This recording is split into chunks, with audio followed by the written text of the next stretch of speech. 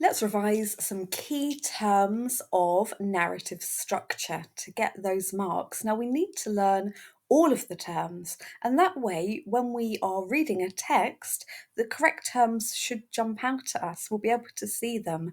So, let's go through these one at a time on this one page, quite thorough overview of narrative structure. We're going to start with the simple things. We're going to start with sentence length and paragraphs. So, if we think about sentence lengths, then short sentences might increase the pace or urgency, the feeling of urgency in the story. Longer sentences might slow the pace down and describe, go into some description and some detail. So, think about the effect that they are having if you're going to talk about those. We can also think about a paragraph made up of maybe a single impact sentence being used on its own in its own right. And this might be used for a sudden revelation or to add a sense of quick pace. And you have to look and think, what's that doing there? Is it important? Is it creating a particular feeling? What's it revealing? So have a look. Is there an impact sentence on its own?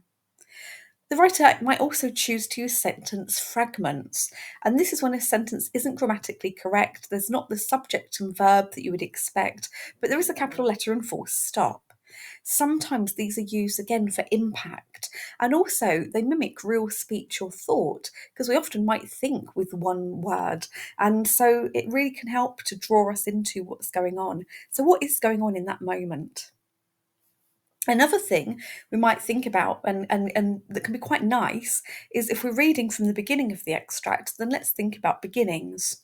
Are we, for example, dropped in to in medias res? In medias res is a Latin term for being dropped into the story in the action. So if we are dropped in the middle of the action, then this is the term that we want. Exposition is the description of a traditional narrative.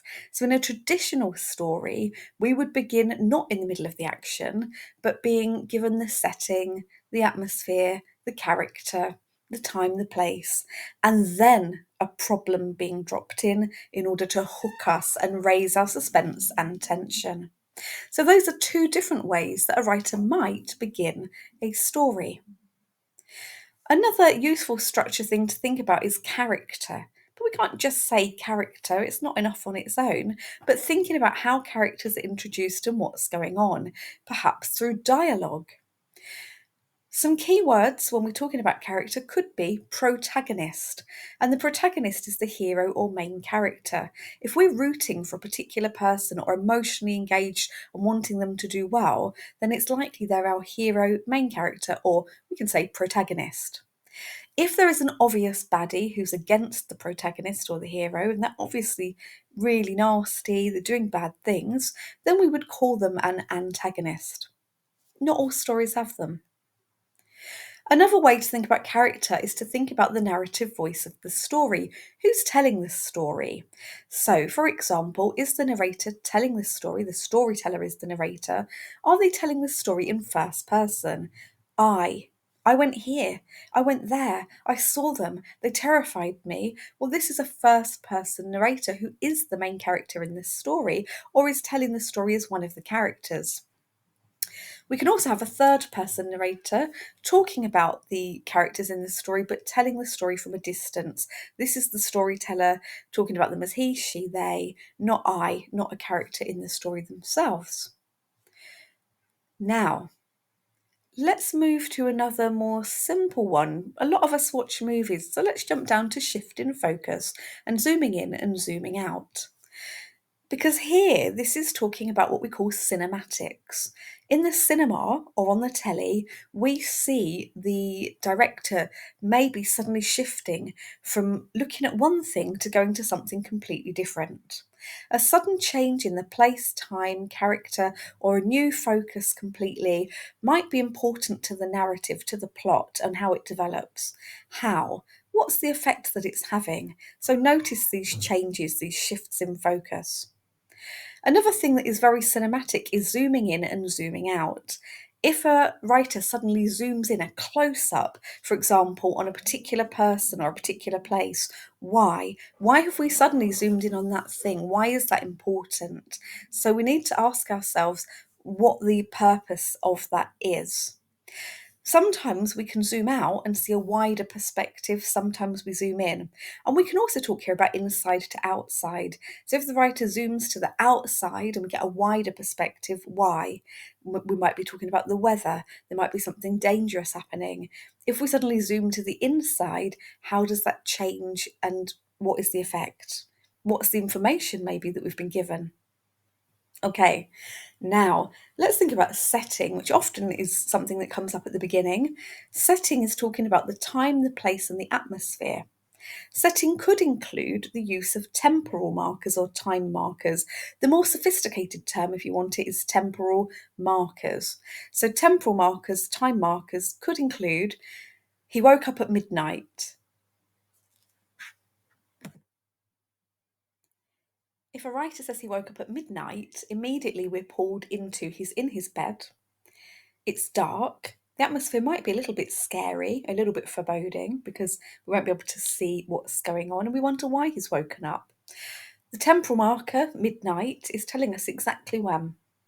Now, time markers and temporal markers are useful for moving the story along. For example, it was 9 a.m., breakfast time. Well, now suddenly we have transitioned into a whole new area and we see what's happening next. So the writer can use this to move the plot along. Flashback is when the writer takes us back into somebody's past. We could be in the thoughts of the character and they think back to the past, or in another way, a flashback is revealed. The writer is using it to reveal something about the character, the plot, or the setting that maybe we didn't know before.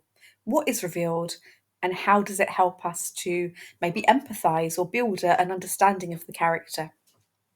Foreshadowing is another F word of structure, and foreshadowing raises suspense by hinting at something that could happen in the future or might not.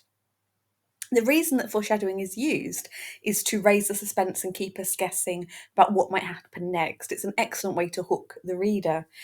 For example, if we see a character with a gun on their table, we see something in the shape of a pistol, we start to wonder, is somebody going to get shot? What's going to happen next?